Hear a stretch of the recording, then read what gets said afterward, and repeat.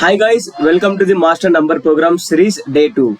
So in this video, I am specially focusing on the digits in a number. And also in the previous video, I have discussed about these topics. If you haven't watched them, please go and watch that video. I'm pinning that video here guys.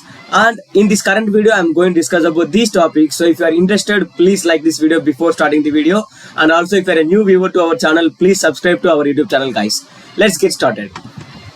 So first we will discuss about this program. Write a Python program to count the digits in a number. So later if you understand this program, the logic will be applied to solve remaining all programs. So try to understand the first problem, that is nothing but a counting the digits in a number. How to count the number of digits in a number. So we will see how to calculate the number of digits in a number. So for example, simply I am going to take a number here manually only. So 153. Now for 153, how many digits are there? 1, 2, 3. The count of the digits in this number is 3. So now initially count value will be 0. Right or wrong? So I don't know the count of a number. So I am going to take the count equal to 0. Now there is one simple logic here you have to understand. That is nothing but a. So I think you have already known about the slash, double slash and modular operators. So what is the use of slash operator? It will perform the division. And what is the double slash operator? It will perform the float division. Whenever the both operands, numerator and denominator are integers, it will give the integer as a result. It will not give the float value as a result. And whenever you are using the modulus operator, it will give the remainder as a result. Now I am going to perform the float division operation between the number and 10 for each time. So there is a one flow you have to follow. So first you have to divide the number with the 10 guys. You have to perform the float division between the number and 10. So you have to perform the same operation until you reach the number equal to 0 guys. So until number becomes 0, you have to perform the same operation. You have to do the same operation. And whenever you are performing this operation, the output of that expression again will be stored in the same number. Then only number will become 0. So I will try to explain using the example. So first step 1. So in the step 1, I am going to take a number modular division 10. If you clearly see here, float division 10 guys, 153 float division 10. What is the value of 153 by 10? 15. So 15 is a quotient value, 15 point something will be given, but it will remove the float value, only given the integer value. So 15 is the quotient value of this expression. I will get the 15. Again I am going to store this in the number. The result of this expression will be in the again number. Number equal to number modular division, float division 10. The result of this number will be stored inside the number only. So now the number value becomes the 15 here. Again, so number is not equal to 0. Again I need to perform the same operation. So now number is 15 here. 15 float division 10. The result of this expression is 1. Remainder is 5. Quotient value is 1. So now again 1 is stored inside the number only. This is step 2 here. And the third step is 1 double slash 10. So the resultant of this expression is 0. Right or wrong? 10 ones are 10 zeros are 0 and remainder will be 1. So we are getting the 0 as the result. Again the output of this expression again storing in the number. Now number becomes 0. I can stop the process. Now if you clearly see here, how many times I have performed this operation? One time, second time, third time. So the number of operations count is 3 here, and also number of digits in a number is 3 only. So both are equal. So that's why we need to take this logic to count the digits in a number guys. For that I am going to write a for loop here. Now if you clearly see here, I am going to write the program now. You can easily understand guys. So I am going to take the count of digits. Count of digits in a number. So that py. So now I am going to take the one number from the user, int of input of enter a number. So now user is entering some number. I am going to store in a number. Now I am going to take one count variable, that initial value will be 0, and I am going to take a here while loop here, because I have a one condition. Until I satisfy that condition, I have to execute the same. I have to perform the same task here. What is the task I need to perform here? Whenever number greater than or equal to 0, I need to perform the operation. Greater than 0 only, not equal to. Greater than 0, whenever it is greater than 0 only. Whenever it is equals to 0, I need to stop the process guys. So whenever number greater than 0, I need to perform some operation. That is nothing but a number double slash 10. Again, whatever the output I'm getting here, again I have to store in the number only. So now what I'm going to do here, I'm going to print that number. Clearly see what will happen. I'm going to print that number, and in the last I'm going to print the number only. So that means after this for loop, while loop also I'm printing the number. In the while loop also I'm printing the number. What will happen? Clearly see here. Initially whatever the number I'm entering, that value will be there. After this value, after this while loop, what will happen? Number becomes 0. We will test whether we are getting the number equals 0 or not. Okay, cool. And also here we will get the, for example, if I enter 153, first I need to get the, here the value will be 15. Later the number value will be 1, guys. Right or wrong? We will see. So now I'm going to execute the program. I'm going to enter 153. Now you can able to see here, we are getting the 15, 1, later 0. So number in the last iteration, number becomes 0. So outside of the while loop also, we are getting the 0 because number becomes 0. Right? Cool, guys. Now clearly see here what will happen. So instead of printing the number, what I am going to do, whenever this while loop is executed, I am going to increment the value of the count. So now it is going to perform, this while loop will be executed for 3 times. 15, 1, 0. Right or wrong? 15, 1, 0. So the count value also incremented for 3 times. If I give 4 digit number, this while loop will be executed for 4 times. Like that, if you give the 1000 times number, it will give the 1000 times. It will be executed for 1000 times. Like that. Now clearly see here, in the last I am going to print the count of digits in a number. Count of digits in a number. Now clearly see here, I am going to print the count. Now clearly see here, I am going to execute the program also. Again I am going to execute. Now I am going to give the random numbers. So now clearly see here, count of digits in a number is 3 and number becomes 0 after that while loop. Again I am going to execute the program. I am going to enter some random number 23242. So 5 digits are there. It is returning the 5 as the result. And if I give the 8 number digit, what will happen? How many digits are there? Right. You can see here, count of digits in a number is 8. Right? Cool. Now if I want to calculate the sum of digits in a number, I want each digit from a number. How to get the each digit from a number? So in this current program, in the previous program, I have shown you how to count the digits in a number.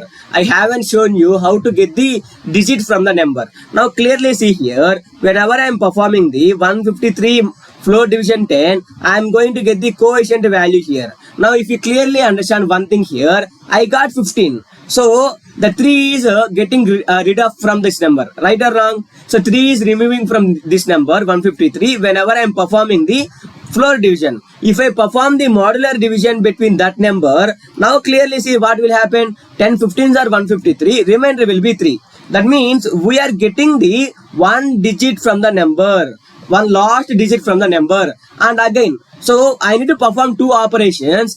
To get this number become 0, I want to perform this operation, and before performing this operation, I am going to perform this operation as well. So on the current number, I am going to performing the modular division with the 10. I will get the remainder value. So the remainder value is the 1 digit from the number. Now if you clearly understand, 153 by modular division 10, I will get the 3 as the output here. So I got one remainder value, that is the digit from the 153. Now clearly see here, again after that expression, I am going to perform number floor division 10. Now number will become the 15 here. For next iteration, number will be 15, not 153. So now again 15 modular division 10, what will happen? The remainder will be 5. 10 ones are 10, remainder will be 5. I got second digit from the number.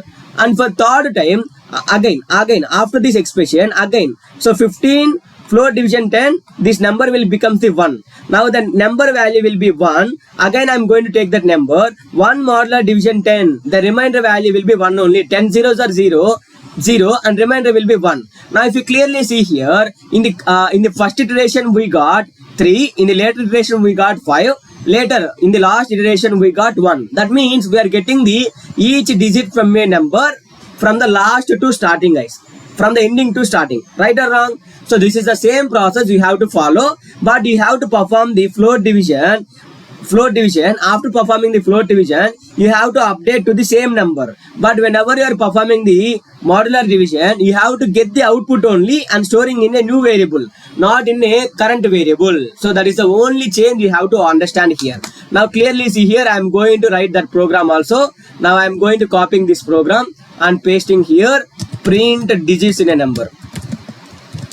Print the digits in a number.py. Now clearly understand, I am writing the same program. I am not taking count here because I don't want the count of the numbers. I need only digits in a number. So I am going to remove this all the things. Now I am going to write here. So I am going to take the remainder value here from the current number, perform the modular division with 10 and print the remainder. Now if you clearly see here, I am going to execute this program. You can able to clearly see here, we will get the 1 remainder value. Now again I am entering the 153. You can able to see 351 we are getting. And now again I am going to enter 123, 321 we are getting. So we are getting the digits in a number from the ending to starting. One by one we are getting. Right. Now what is our question? I want to calculate the sum of the digits in a number. So for each iteration, I am getting one digit from a number. So I am going to declare a one sum here. Sum of digits. Sum of digits equals to 0. Wait. So I am going to copy this value and pasting here. So for that variable, I want to update with the previous sum of digits plus 1. Not plus 1 here. I want to add the remainder because the initial value sum of the digits will be 0, and whenever I found the 1 first remainder value, I am going to add that remainder value to the sum of the digits. So like that for every iteration, one remainder value will be getting back from the number.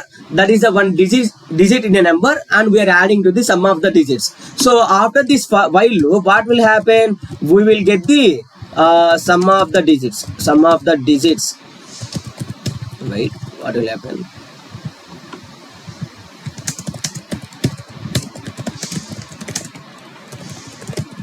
So sum of the digits in a number, sum of the digits.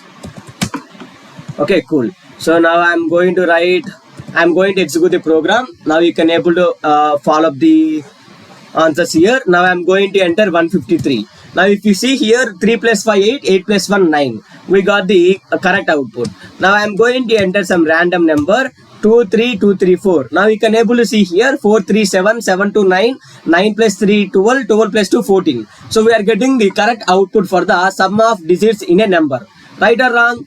Right only now. So you can able to copy this program and you can able to go for the third program. That is nothing but a product of digits. I haven't written the question there, but you can able to write down in your notes. Now if you clearly see here, I want to replace the sum with the product. Now I am going to replace sum with the product. Wait. Yeah. Product of digits. Wait. Product of digits. I am going to print here also product of digits, and also here also product of the digits in a number. Now I want to replace one more thing here. That is nothing but I want to multiply the remainder with the current product of digits, and I want to take the initial value will be 1. Now I will get the result I want now. Now if you see here, I am going to write.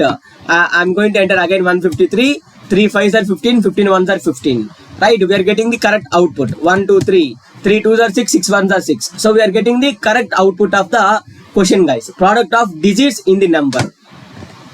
So if we understand these three programs, then the remaining programs also very easy. So now I want to calculate the factorial of each digit in a number. So whenever we are getting the remainder here, the remainder is the current digit in a number. Current digit in a number. Right or wrong? So whenever we are getting the digit, for the digit we need to calculate the factorial value. How to calculate the factorial? 1 to the digit we need to go to get the factorial of the digit. So that is the program you have to write. So this is the assignment. You can able to write that question. And that fourth question I am going to solve now. Write a Python program to check whether a digit in a number is prime or not. If all the digits are prime, then print all prime or not prime. So I am going to solve this question now. Clearly see here. That is nothing but a. So I want to take two values here. That is nothing but a. Clearly see here. I am going to open the new Python file. So all prime, all digits prime or not. All digits are prime or not.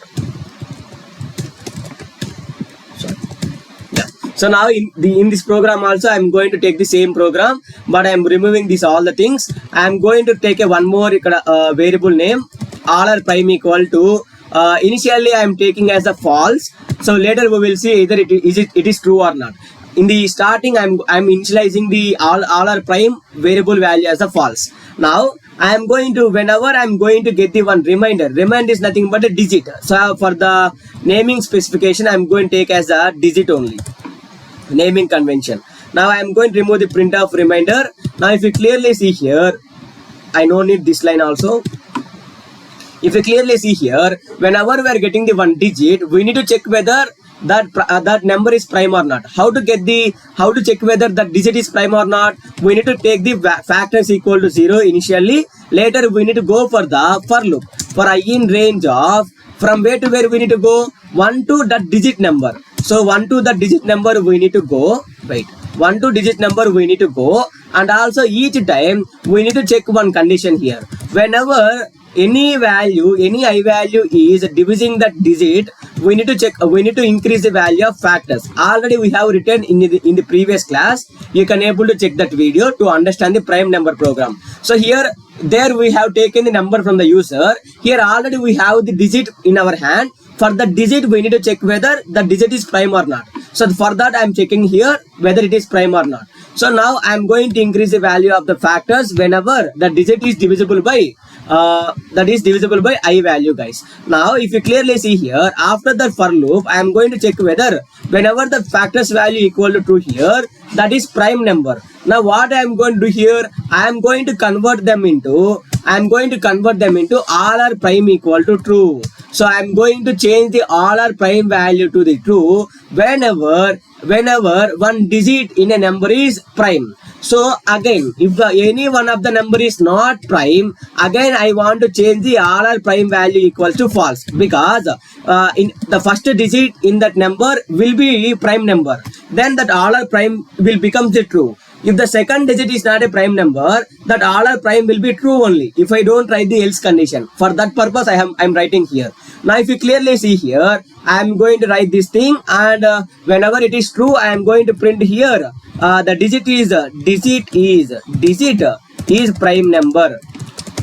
Now after this for while loop, what I am going to do here, I am going to print here wait, I am going to write a one for loop here. If all are prime is the true value, if the all are prime is having the true value, I am going to print one more thing here. All are prime, all digits are prime, all digits in a number is prime, all digits in the number entered by the user. Now if you clearly understand here, that number will become 0, because after this while loop number will become 0. If the number is not becoming 0, it will not come out from the loop. So number always becomes 0 after while loop. So to prevent that, I am going to take one more duplicate variable called number 1. So now number 1 is having our original number. I am going to use that here, number 1. So now all digit in the number 1 is R prime. Wait, otherwise not prime. So I am going to copy the same thing, and I am going to write the else condition. I am going to print that now. All are not prime. All are not prime. All digits in the number 1 are not prime. Now if you clearly see the program output, I am going to execute now. So now enter a number. I am going to enter 153. So now 3 is a prime number, 5 is a prime number, 1 is a prime number. If you clearly see here, wait. So 3 is a prime number, 5 is a prime number, all digits in the number. Okay, 1 is not a prime number, guys. That's why it is giving the 153 is not a prime number. Now again, I am going to enter 333. So 333, all 3s are prime numbers only. Now if you clearly see here, 3 is a prime number, 3 is a prime number, 3 is a prime number. So all digits in the 333 are prime. Now again, I am going to enter 453. So 3, 5 is prime, but 4 is not prime. So it will not give, it will give as a 3 is prime number, 5 is prime number. All digits in the 4, 5, 3 are not prime, because 4 is not a prime number. Like that, you can able to write the program. So this is about the video, guys.